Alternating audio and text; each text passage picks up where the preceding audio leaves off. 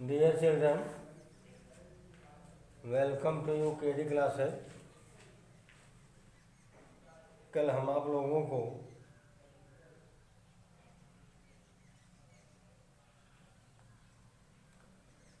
राष्ट्रीय पशु बाघ के बारे में पढ़ा रहे थे। आज आप राष्ट्रीय पुष्प कमल के बारे में पढ़ने चल रहे हैं।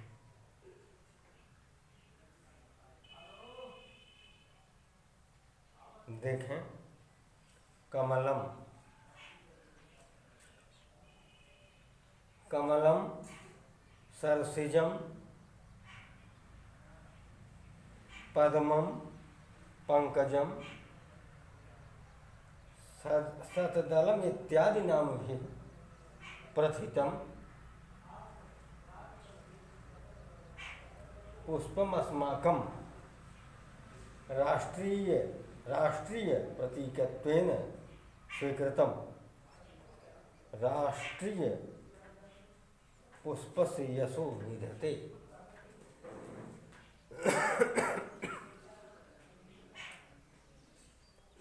कमल, सरसिज, पद्म, पंकज, शतदल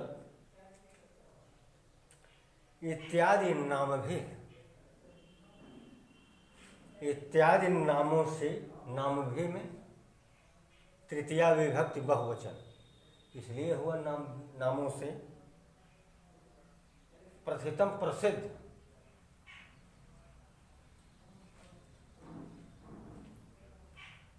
पुष्पम अस्माकं प्रसिद्ध पुष्प अस्माकं राष्ट्रीय प्रतीकत्वेन हमारे राष्ट्रीय प्रतीक के रूप में स्वीकृतम, स्वीकृत है। राष्ट्रीय पुष्प से यशो विधते, और जो राष्ट्रीय फूल के यश को धारण करता है।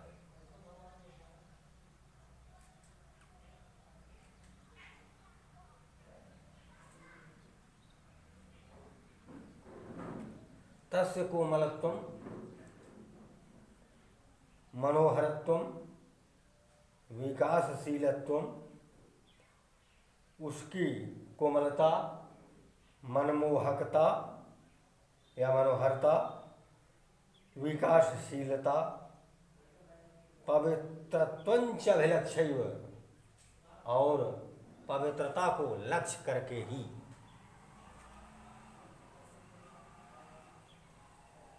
पवित्रत्वं धनच,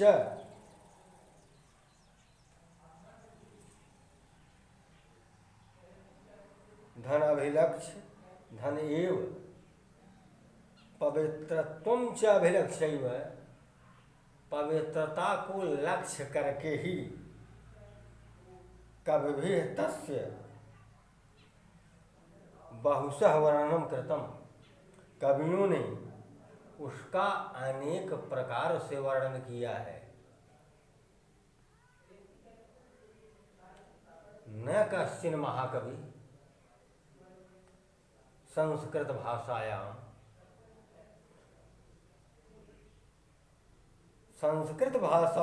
न कश्चिन महाकवि, संस्कृत भाषा में ऐसा कोई कवि नहीं है।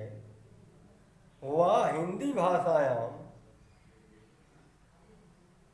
अथवा हिंदी भाषा में नहीं। फिर पुनः देखें, संस्कृत भाषा अथवा हिंदी भाषा में ऐसा कोई कवि नहीं है येन एतस्य पुष्पस्य महात्म्यं न गीतम्, जिसने इस पुष्प की महत्ता का गान न किया हो।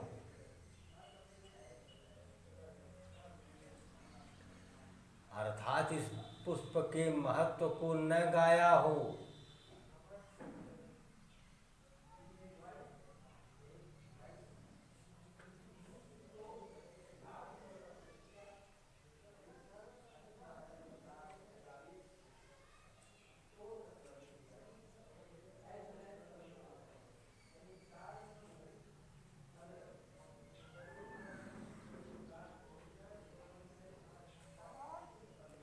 देवानां स्तुति प्रसंगे देवताओं की प्रशंसा के प्रसंग में दिव्य कर चरण आदि नाम अंगानाम मानव हृदयस्य चोपमानीकृतं सत सांस्कृतिकम महत्वम विभर्त पुष्पमिदम। देखें यहाँ से इदम पुष्पम, अंतिम से देखें यह फूल देवताओं की प्रशंसा के प्रसंग में अलौकिक हाथ चरण आदि अंगों के और मानव के हृदय का उपमान बनाया गया सत सांस्कृतिक महत्व को धारण करता है।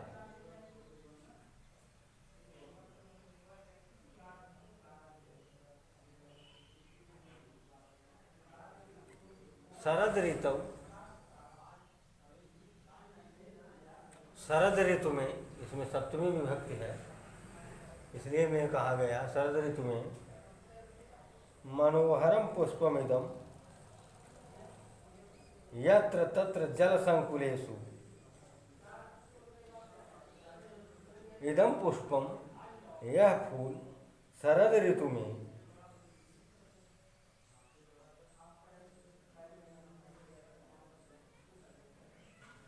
शरद ऋतु में यह मनमोहक फूल यत्र तत्र यहाँ वहाँ जल संकुलेषु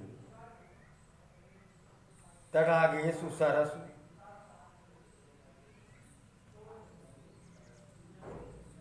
जल के स्थानों में तडागेषु बावड़ियों में सरसु तालाबों में च अनायासेन उत्पद्यते, अनायास ही उत्पन्न हो जाता है।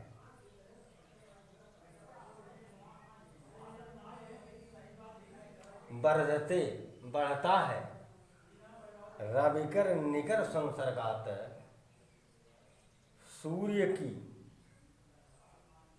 किरणों के संसर्ग से, संसर्ग माने साथ होता है, सामीप्य होता है। रविकर सूर्य की किरणों के संपर्क में आने से प्रस्फुटित खिलता है। संसर्गात पंचमी विभक्ति है। प्रस्फुटित उपसर्ग है। लट लकार प्रथम पुरुष एक वचन, खिलता है, प्रस्फुटित होता है।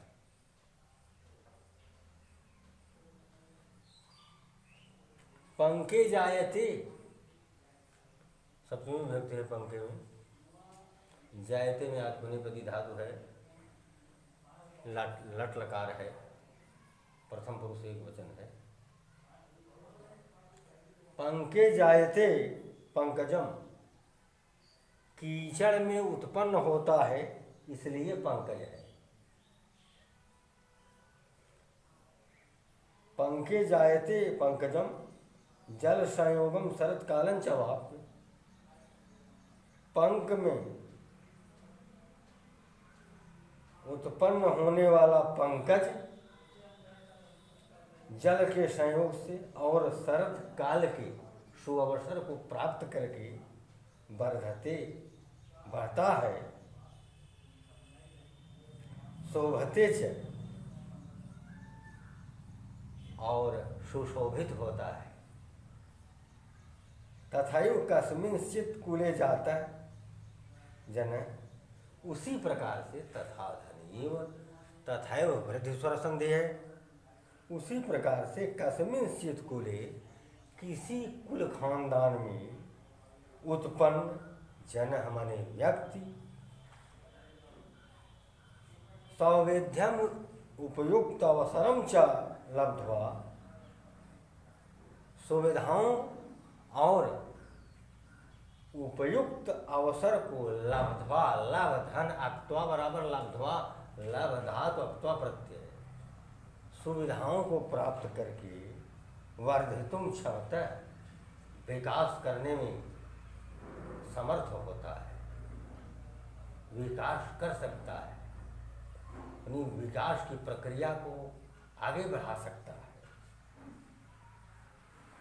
तत्पुष्य से राष्ट्रकृत संदेश है, उस फूल का राष्ट्र के लिए संदेश है।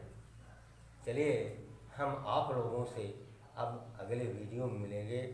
इस नाते हम चाहते हैं कि थोड़ा हो और बढ़िया से उसका आप अध्ययन कर लें, जिसका परिणाम आपके जीवन के लिए सुखद हो। ये नहीं कि हम आपको जो है अधिक पढ़ा दें और आप ग्रहण कुछ न कर पाएँ, तो ऐसा नहीं होना चाहिए।